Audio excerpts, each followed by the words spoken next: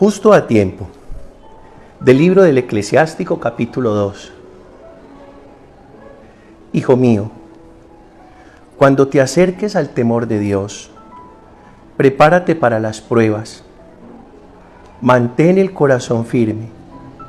Sé valiente. No te asustes en el momento de la prueba.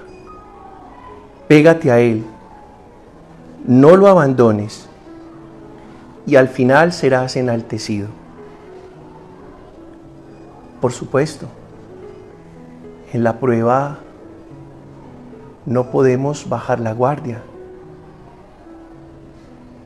ni retirarnos.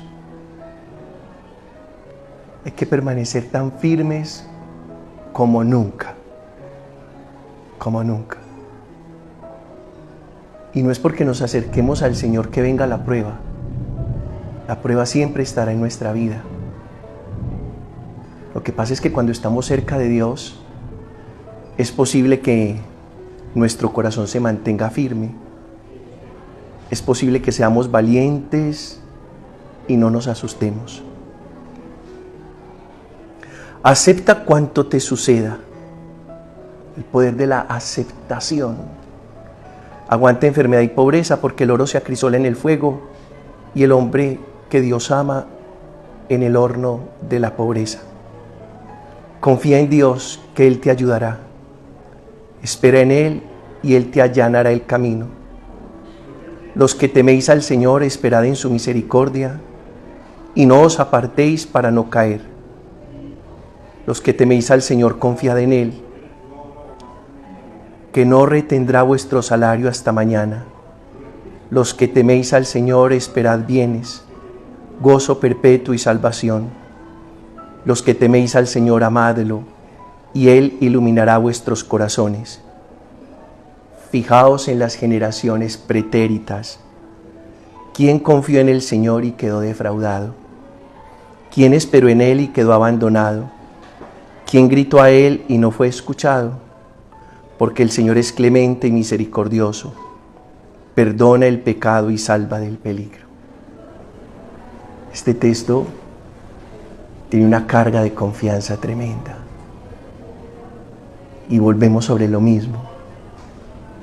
Qué tan importante es que nuestras relaciones sean en confianza, especialmente la relación con el Señor. Y comienza el texto a contarnos cuál es el salario, la respuesta, la recompensa del hombre que teme al Señor. El salario, la recompensa es la misericordia del Señor, el salario para cada día, los bienes, el gozo perpetuo y la salvación, la ayuda, el camino allanado. Es decir, nuestra confianza en el Señor y nuestro temor de Dios no nos trae más que bendiciones a granel. Y qué bueno saber que así nos trata Dios, a los que hemos puesto en Él nuestra confianza y a los que respetamos sus decretos, sus normas y mandatos. Eso no significa que entonces no tengamos pruebas, dificultades. Significa que en la prueba y en la dificultad somos capaces de conservar la firmeza del corazón. Encomienda tu camino al Señor y Él actuará. Yo creo que este salmo y esta respuesta del salmo va a reforzar la primera lectura del libro del Eclesiástico. Confía en el Señor y haz el bien. Habita tu tierra y practica la lealtad. Sea el Señor tu delicia y Él te dará lo que pide tu corazón. El Señor vela por los días de los buenos y su herencia durará siempre. No se agostarán en tiempo de sequía, en tiempo de hambre se saciarán. Apártate del mal y haz el bien, y siempre tendrás una casa, porque el Señor ama la justicia y no abandona a sus fieles. Los inicuos son exterminados, la estirpe de los malvados se extinguirá. El Señor es quien salva a los justos, Él es su alcázar en el peligro. El Señor los protege y los libra. los libra de los malvados y los salva, porque se acogen a Él. Y luego vamos al Evangelio de Marcos, dice: en aquel tiempo Jesús y sus discípulos se marcharon de la montaña y atravesaron Galilea. Estamos en el capítulo 9. No quería que nadie se enterase porque iba instruyendo a sus discípulos. Creo que es muy importante que Jesús elija espacios de intimidad con sus discípulos, y yo creo que la relación del discípulo con su maestro es una relación de intimidad. Hay momentos donde los demás sobran. Hay momentos de nuestra vida espiritual donde uno quiere estar a solas con Él, recibiendo su instrucción o contándole a Él pues los logros y también las batallas que por supuesto diariamente hay que librar. Y en ese ambiente de intimidad, y no hablo de intimismos, no, pero sí de intimidad, Jesús les dice, aquí hay un anuncio: el Hijo del Hombre va a ser entregado en manos de los hombres y lo matarán, y después de muerto a los 3 días resucitará. Pero no entendían aquello y les daba miedo preguntarle. Claro, Jesús comienza a preparar a sus discípulos para que sean capaces de soportar el escándalo de la cruz. Y yo creo que Jesús en nuestra vida, con su palabra, con su presencia, con su amor y con esos momentos tan lindos de intimidad, nos prepara para que seamos capaces de soportar el escándalo de la cruz, es decir, los momentos más duros de la vida. Llegaron a Cafarnaún y una vez en casa les preguntó: ¿de qué discutíais por el camino? Ellos contestaron que por el camino habían discutido quién era el más importante. Jesús se sentó, llamó a los 2 y les dijo: quien quiera ser el primero, que sea el último de todos y el servidor de todos. Y acercando a un niño, lo puso en medio de ellos, lo abrazó y les dijo: el que acoge a un niño como este en mi nombre me acoge a mí, y el que me acoge a mí no me acoge a mí, sino al que me ha enviado. Y sin embargo esto no logra decepcionar a Jesús.